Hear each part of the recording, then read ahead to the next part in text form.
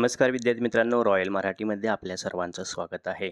आजच्या व्हिडिओमध्ये आपण पाहणार आहोत की ONGC म्हणजेच ऑइल अँड नॅचरल गॅस कॉर्पोरेशनमध्ये जवळजवळ 2000पेक्षा जास्त अप्रेंटिस पदाची जाहिरात आलेली आहे. आणि विशेष म्हणजे ह्या अप्रेंटिससाठी आपण कोणतीही पदवी 12वी पास, 10वी पास किंवा ITI झाला असेल तरीसुद्धा ॲप्लिकेशन करू शकणार आहात. तर आपल्यासाठी एक सुवर्ण संधी आहे. तर विद्यार्थी मित्रांनो, आपल्याला लक्षात ठेवायचे की अप्रेंटिसच्या माध्यमातून आपल्याला स्टायपेंडच्या व्यतिरिक्त कामाचा अनुभव मिळतो आणि कामाचा अनुभव भेटल्यामुळे आपण ते जे नॉलेज आपल्याला भेटले ते लगेच कुठं पण अप्लाय करू शकणार आहात. आणि ह्या अप्रेंटिसच्या माध्यमातून आपल्याला सरकारी नोकरीचे दरवाजेसुद्धा ओपन होणार आहेत. त्यामुळे आपण खाली दिलेली जे शैक्षणिक पात्रता धारण करत असाल तर लवकरात लवकर यासाठी ॲप्लिकेशन द्यायचं आहे. तर चला संपूर्ण माहिती पाहूया. जसे की आपण पाहतच असाल इथं जर आपण बघितलं लास्ट डेट रिसिप्ट ॲप्लिकेशन जर बघितलं तर 25/10 आपण ॲप्लिकेशन करू शकणार आहात. आणि नोटिफिकेशन आलेली तारीख जी आहे ती 4/10/2024 आहे. आता ह्यानुसार जर आपण पदे बघितलं तर प्रत्येक डिव्हिजन वाईज इथं पदे देण्यात आले आहेत.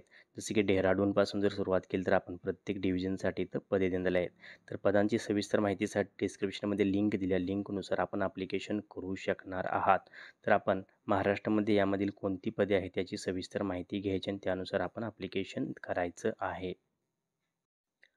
आता यामध्ये जर आपण बघितलं तर एज क्रायटेरिया काय देण्यात आलेला आहे, तर एज क्रायटेरिया आपल्याला दिसून येतो इथं की minimum 18 years and maximum 24 years. 25/10 जे आपलं जे वय आहे ते 18 ते 24च्या दरम्यान असणं खूप महत्त्वाचं आहे.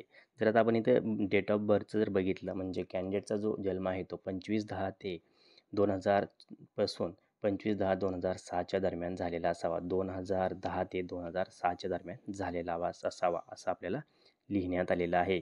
त्याचबरोबर कन्सेशन जर आपण बघितलं तर SC/ST करता 5 वर्षाचं कन्सेशन देण्यात आलं आणि OBC करता 3 वर्षाचं कन्सेशन. म्हणजे ॲज पर जो गव्हर्नमेंटचा रूल आहे किंवा रिझर्वेशनचे जे रिलॅक्शन आहे त्यानुसार इथं आपल्याला एजमध्ये रिलॅक्शन मिळणार आहे. आता जर आपण बघितलं की क्वालिफिकेशन आणि इलिजिबिलिटी क्रायटेरिया जर बघितलं आपण तर इथं आपल्याला सर्व माहिती देण्यात आलेली आहे. त्यामध्ये आपल्याला सर्वात प्रथम असं दिसतंय की लायब्ररी असिस्टंटसाठी 10वी पास असणं आवश्यक आहे. फ्रंट ऑफिस असिस्टंटसाठी 12वी पास असणं आवश्यक आहे. कॉम्प्युटर ऑपरेटर अँड प्रोग्रॅमिंग असिस्टंटसाठी म्हणजे COPAसाठी ITI इन COPA ट्रेड असणं आवश्यक आहे. त्याचबरोबर जर बघितलं आपण ह्या प्रत्येक ट्रेडसाठी इथे इन्फॉर्मेशन देण्यात आलेली आहे की आपण ITI कुठल्या ह्याच्यातून झालं असणं आवश्यक आहे. म्हणजेच ITIचा ट्रेड कुठला असणं आवश्यक आहे. इलेक्ट्रिशियन इलेक्ट्रॉनिक्स बघितलं आपण ते सुद्धा आहे. फिटरसाठी आहे. इन्फ्रास्ट्रक्चर मेकॅनिझमसाठी आहे. फायर सेफ्टी आहे. मेकॅनिस्ट आहे.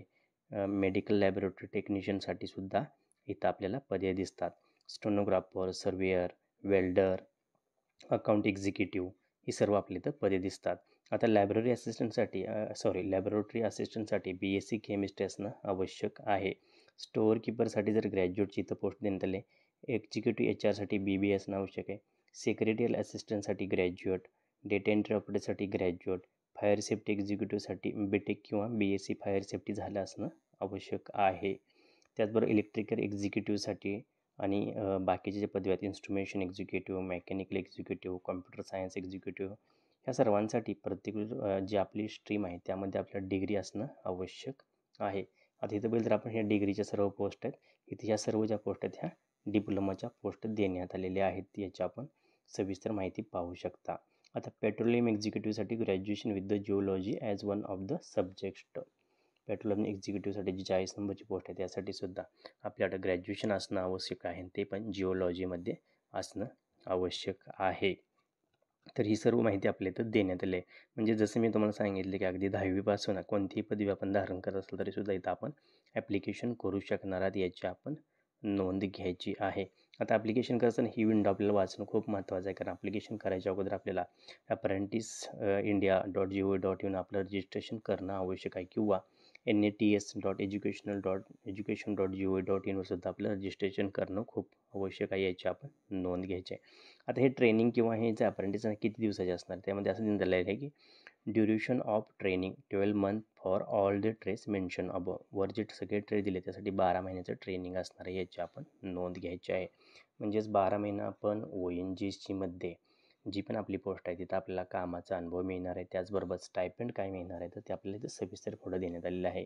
ते जर बघितलं आपण graduation अप्रेंटिससाठी BA BCom BSc BBA BTech BE किंवा BTech असेल तर 9,000 रुपये महिन्याला आपल्या इथं स्टायपेंड मिळणार आहे.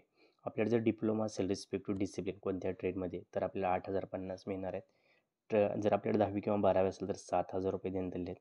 त्याचबरोबर आपल्याला I T I trade 1 year duration असेल तर 7,700 आणि आय टी आय ट्रेड 2 वर्ष ड्युरेशन आय टी आय जर असेल तर 8,050 असं आपल्याला इथं पेमेंट देण्यात आलेलं आहे. त्याचबरोबर इथं बाकीच्या गोष्टी असतील त्या पण आपल्याला तिथं प्रदान केल्या जातील याची नोंद घ्या. टी ए डी ए तर आपल्याला इथं काही मिळणार नाही कारण आपण फक्त इथं ट्रेनिंगवर असल्यामुळे आपल्याला स्टायपंड जो आहे तो दिला जाईल आणि त्याचबरोबर कामाचा अनुभव आपल्याला येणार आहे. आता सिलेक्शन जर बघितलं आपण तर ते असं based on the merit drawn in the basis of marksheet म्हणजे जे आपल्याला मार्क मिळाले आहेत परीक्षेत त्यानुसार आपलं मेरिटवरच आपल्या इथं सिलेक्शन होणार आहे. फॉर एक्झाम्पल आपण डिप्लोमाच किंवा इंजिनिअरिंगची स्टुडंट असेल तर इंजिनिअरिंगमध्ये जे आपल्याला मार्क भेटले त्याच बेसिसवर आपलं इथं सिलेक्शन होणार आहे याची आपण नोंद घ्यायची आहे. बाकी इथं जनरल इंस्ट्रक्शनची माहिती देण्यात आली जसं की अप्रेंटिससाठी आपल्या इथं पहिलं रजिस्ट्रेशन करावं लागणार आहे.